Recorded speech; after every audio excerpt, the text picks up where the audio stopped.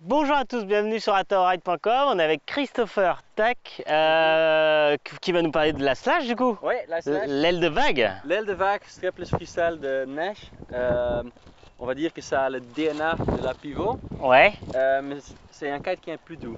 Il a un peu moins de lift, un peu moins de hang time. Ça aide sur les manœuvres qui strapless disons. Si tu as trop de hang time, c'est un peu difficile pour atterrir tes 360s et tout.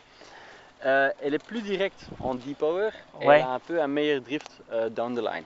Ouais, du coup c'est plus facile notamment quand tu as justement besoin d'enlever la puissance, d'oublier le kite et du coup d'avoir cette stabilité et ce drift naturel. En effet. Quand tu fais des bottom turns, elle tourne super vite. Ouais. Tu pousses ta barre et il y a un deep power qui est instant. Et du coup ce qui est plaisant aussi c'est qu'elle garde l'ADN de la pivot, donc il y a une aile assez réactive avec beaucoup de répondants.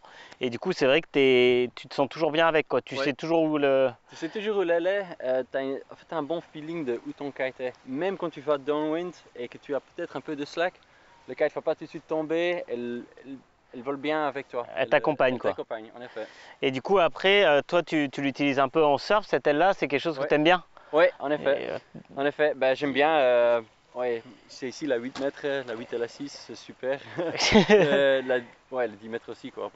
Ouais, c'est mieux après d'être en petite taille parce que du coup une petite taille de base, avoir des grandes tailles en aile de vague, c'est souvent un peu moins plaisant parce que ça met plus de temps à tourner et tout. C'est vrai que toi t'aimes bien sous-toiler un petit peu peut-être en vague. Sous-toiler en vague, comme ça, en fait une fois que j'ai ma vague, je peux un peu oublier le kite, il est là, tranquille et je dis power, j'ai pas besoin du kite quoi, j'ai la vague.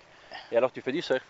Ouais voilà, tu fais vraiment du surf et tu oublies complètement. Et comme à chaque fois chez Nesh, on bénéficie forcément de la construction qu'on a vu ensemble là sur la trail avec du coup du Quadtex. Oui, le Quadtex. Ça c'est quand même pas mal, hein. Ça a dû te changer de passer sur le Quadtex. Hein. Ouais, le Quadtex c'est super solide, tu le vois, j'ai en fait mis mon kite dans les vagues super tubos, ce sont des bons barrels. Ouais. Et j'ai pas encore eu de problème, j'ai pas encore eu que mon kite remontait, que c'était oh non, il est déformé.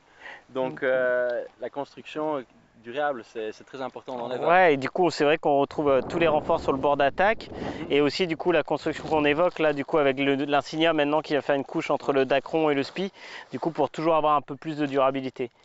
Et toi sur les réglages, tu utilises tout réglage standard, tu changes pas? Non, je change pas. Standard, j'aime bien.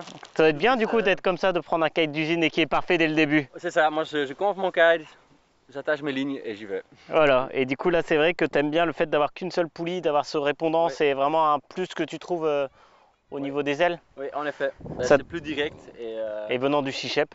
C'est ça, c'est ça. Je kite beaucoup en Sea Shape. J'aime bien le Sea Shape, ça bien, tu te sens bien où l'aile est. Donc il y a des kites quand tu vas vers un bridle kite que tu penses, oh, je le sens moins bien. Mais ici tu as un direct bar feeling. Je ride aveugle quoi.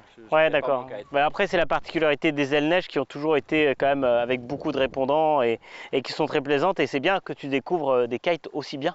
C'est ça, et il n'y a qu'une adresse pour trouver la slash, c'est atoride.com. Donc à très bientôt sur atoride.com.